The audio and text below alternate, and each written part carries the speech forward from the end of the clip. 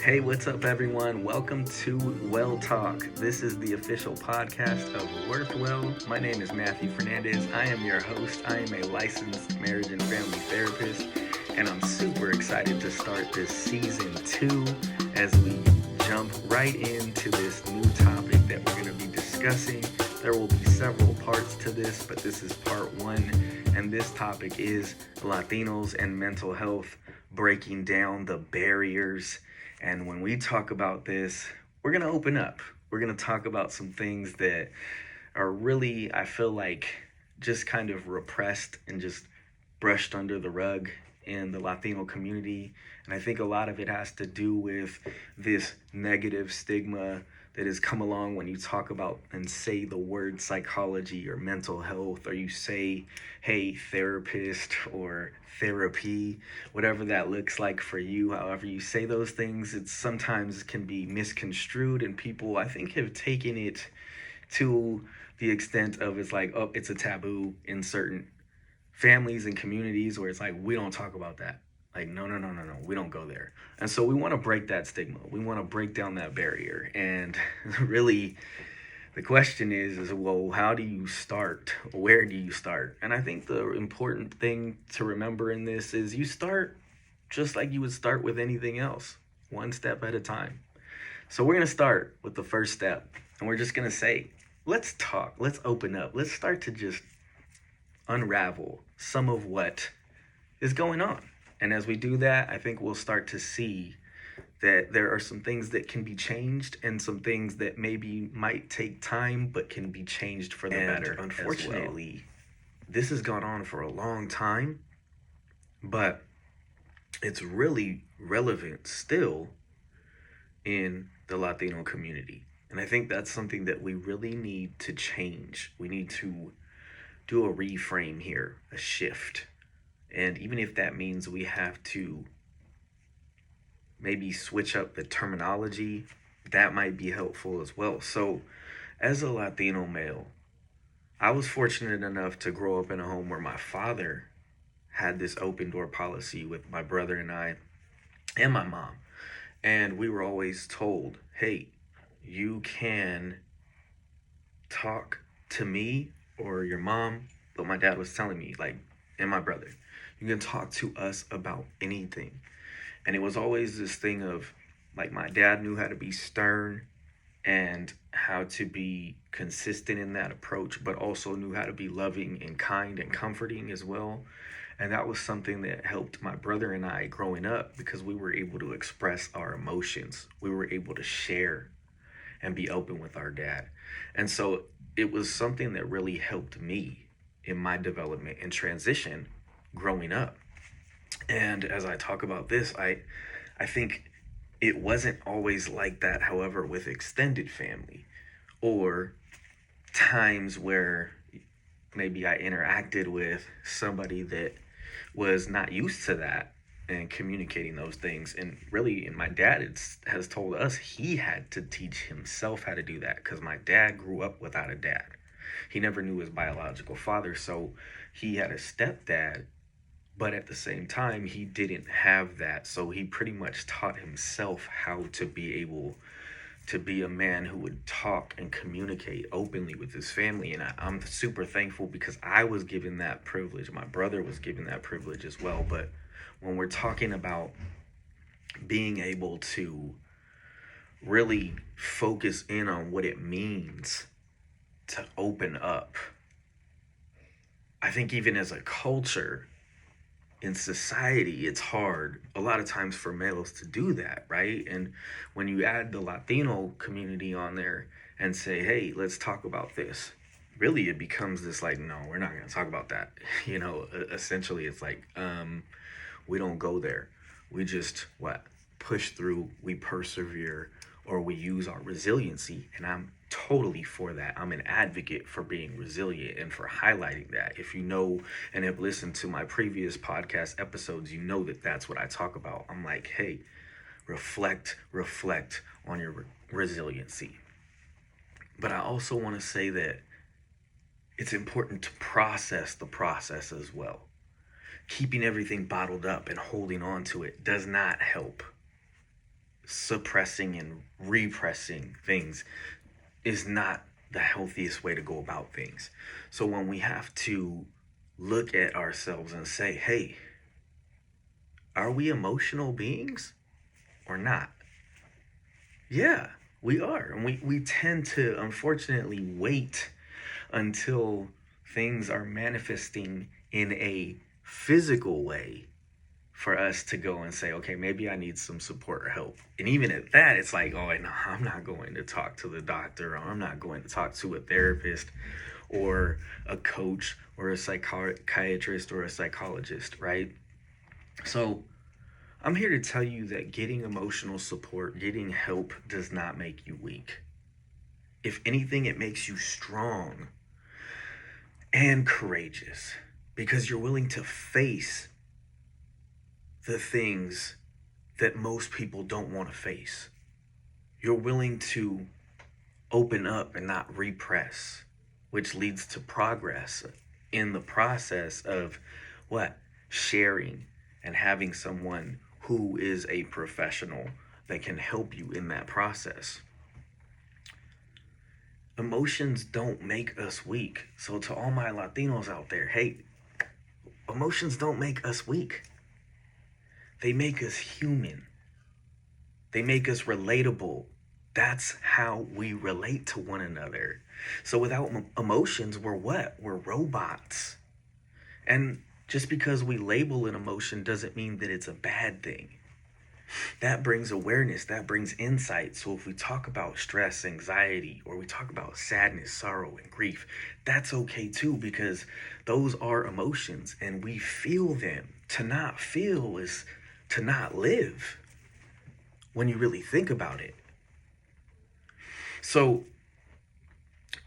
as as a Latino, I think about the times that I'm Mexican American, so my family, we love to get together, and the extended family and the immediate family, we get together. And anytime you get a chance to get together, it's like, all right, cool, let's get together, have a big party or whatever it is, holidays, birthdays, things like that. And if you think about it, the community is centered around what? The family, around getting together and spending quality time with each other. Because why? It feels good when you go and you hang out with family, when you go and you hang out with friends, and you're having these fiestas, if you want to call it that, or you're having a party, or you're having a gathering or a get together in the community with your family and friends. What happens? Serotonin starts to what? Stir up. You get what? The feel good, dopamine. You start to what? Get that. This feels good being with everybody, right? So we're used to what? Being around each other, sharing in that what? Happiness, things like that. But we're not used to necessarily talking about the feeling of it and sharing and communicating what's going on. Sometimes it's hard to be in a place like that where we're going through things. Sometimes it's stressful because we're trying to be like, oh, I gotta talk to so-and-so. Oh, so-and-so looks mad, now I gotta go, whatever that looks like for you all. But I really wanted to highlight this because we're happy when we get together. We're happy when we chill, when we hang out. It brings a sense of what? Belonging. It brings a sense of community. And for those of you, this is just a random thought, but it kind of goes in line with what I'm talking about. For those of you that like salsa, like hot things, spicy things, there's a reason why we like those things. It releases what? Endorphins. It releases serotonin when you have that what? Feel good spice. There's a reason why you want to go back to it and keep going back to it. And I'm saying that because feelings, we talk about neurotransmitters that what? Cause feelings. It's okay to talk about it. It's okay to say, no, I'm not feeling it today, or can I talk to you about this? Rather than, I don't want to talk about it. and I'm not going to talk about it. There's a difference there. There's a difference between being able to say, hey, maybe now is not the time, but I'll talk about it later, and being able to, or saying, you know what, we don't talk about this at all in this house. So I want to break this stigma. I want to break down this barrier for not only just mental health in general, but for the Latino community specifically, in that, hey, it's okay to talk about how we feel. It's okay to go get help when you need it, or when you feel like something is off and you need to really fix it and talk.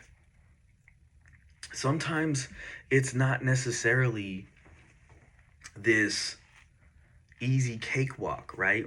And I get that. And that's why sometimes it's hard for people to go and get help and support. But when you look at the mental health crisis that we're in right now, we are in need of support for every area and age and demographic, because so many people are being affected. And I really want to highlight that even as a community-based therapist, when I worked prior to where I am now, most of the clients that I worked with, I'd say about 70% of them were Latino. At least 70%. I worked with predominantly Latino families in that community, and many of them spoke Spanish, and in a lot of ways I needed a translator. Unfortunately, I don't speak Spanish. My parents do, but I don't. That's a goal of mine, to learn how to speak Spanish.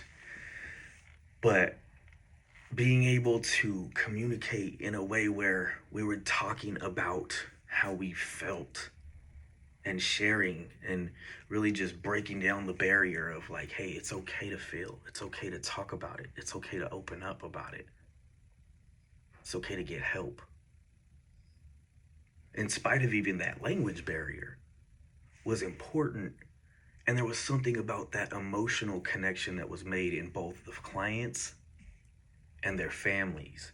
And although I was their therapist, I had become enmeshed into their family system. And in many ways, I became a member of the family. And I want to highlight that today as well. I was able to change the verbiage and initially broke down that barrier.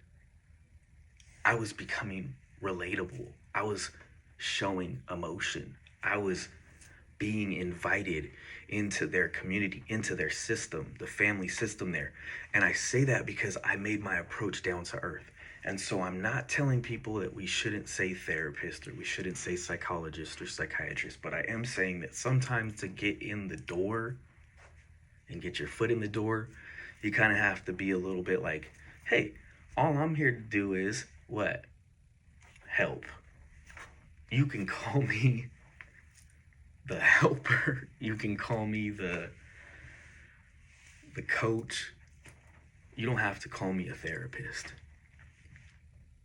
And I think sometimes that just within itself changes things. Even working with young ones, teenagers, and when they talk to their friends sometimes and say like, oh yeah, this is my counselor, or like, this is my advocate, whatever that looks like. But being able to open that door and break down that barrier is so important, because once you get your foot in the door, then it becomes a sense of what? Hey, now make yourself at home. You've now become a part of the family. And being able to share in that suffering sometimes is important and valid, and being able to provide the empathy that so many people are looking for, but they don't really know how to really say that. Letting people know, letting them know that they are not too much. And I was consistent in my care as well. And I'm talking about families that came from really tough backgrounds. Kids, teens, adults that came from really tough backgrounds. And it was just like being consistent in my approach and sharing that, hey, you see a Latino male, young Latino male, at that time, young Latino male that was there relating to the families, helping them, sharing with them, being able to talk about just common things, just like as if I was a what?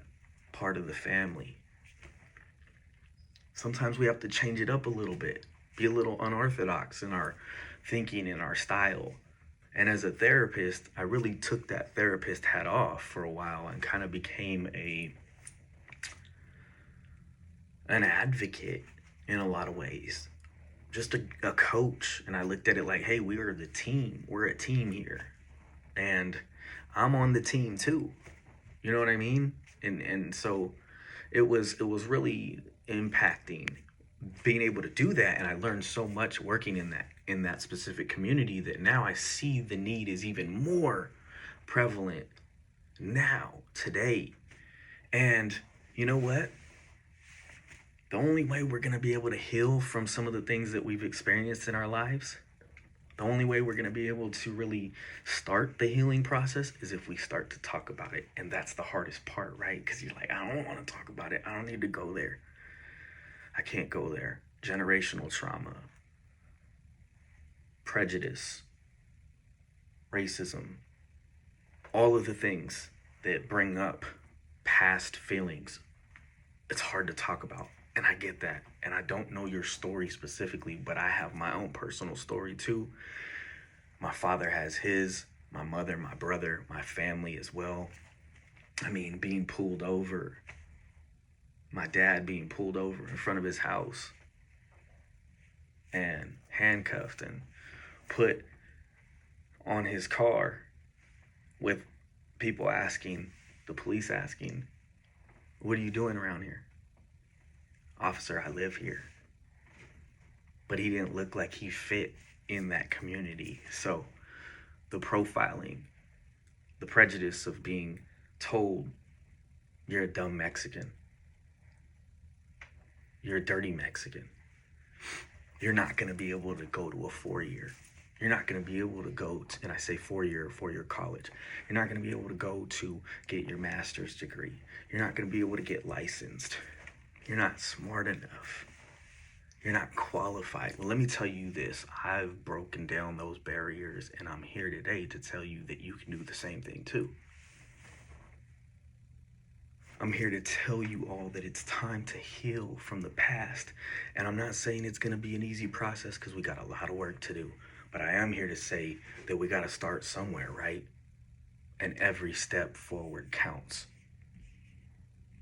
You can't change when you keep doing the same thing. Think about that. That's a deep sentence right there, even though it might not seem like it. You can't change if you keep doing the same thing. I often tell clients there's nothing to be ashamed of. Open door policy here. Being able to what? Share in that suffering. We go to the doctor, we go to the dentist, we go to other professionals for certain things. And sometimes that is because we're dealing with pain, physical pain. I'm telling you right now, that emotional pain that you might be feeling is something that you can talk about and get healing if you start that process. But we got to talk about it first. And I've met with some people that have been really difficult and they were shut down and they had no chance of opening up. And we were able, and I say we as a team with the treatment team and me myself, we were able to break down the barrier and help them to open up. And I could share so many awesome stories of people just being able to overcome so much adversity. And one thing I found in working with the community that I was working with for several years was that as human beings, they were so resilient. They were able to persevere, and I found it important to encourage the reflection to help them gain insight to their resiliency. And as Latinos, we've had to overcome so much adversity. We are facing still an uphill battle, and going to a therapist, going to a psychologist or a psychiatrist, when you're struggling might not be your first, second, third, fourth, fifth, or even sixth option. But I'm telling you right now to try and normalize the process that sometimes it is needed. I'm not saying all the time, but sometimes it is. And I saw that resiliency in clients. I saw that resiliency in families.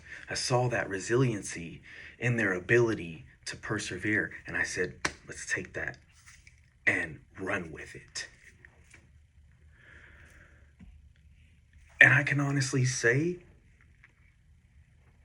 that without being able to talk about some of the things that I've experienced in my life, I don't know where I would be. Because as therapists, we have to go to therapy too. That's another story as well. So going through that has been and was a huge healing process for me. And so I'm here to tell you all, it's okay to go say, I need some help. Think about the recycling of repression, where we continue to repress and recycle it over and over again. And the cycle continues, and we teach our kids and their kids teach their kids. What's happening? So much is being pushed down, repressed. That's not a way to live. So sometimes seeking help, sometimes talking about it first breaks down that first barrier. Talking about it. That's what we're doing today. That's what I'm doing today. Talking about it. Sometimes breaking down that barrier starts with bringing up the emotion and saying, what is it right now? What's going on? How can I help? I'm here. Help me understand. I'm listening. The more we normalize opening up, the more people will open up. Because it's going to start to become a what? Habit. It'll be contagious. People will see it and start to see, hey, there so-and-so is talking about it. So-and-so is doing that, this and that. But for the Latino community, it starts with talking about it. It starts with saying, hey, it's okay to talk about our feelings. It's okay to open up in a safe place with people that you can trust. And that's the first step, because there's so many more steps and we have a lot of work to do. But it starts with talking about it first, because when we talk about it, we bring awareness. With awareness comes insight, and with insight then comes action, and with action then comes change for the better. Thank you all for tuning in tonight. Super grateful for your support and everything that you are doing to help this movement expand. Love y'all so much. Stay tuned for the next episode, and there will be a part 2 of this with a special guest speaker that I will be announcing soon. So until then, stay tuned, and I will talk to y'all next week. All right, I'm out.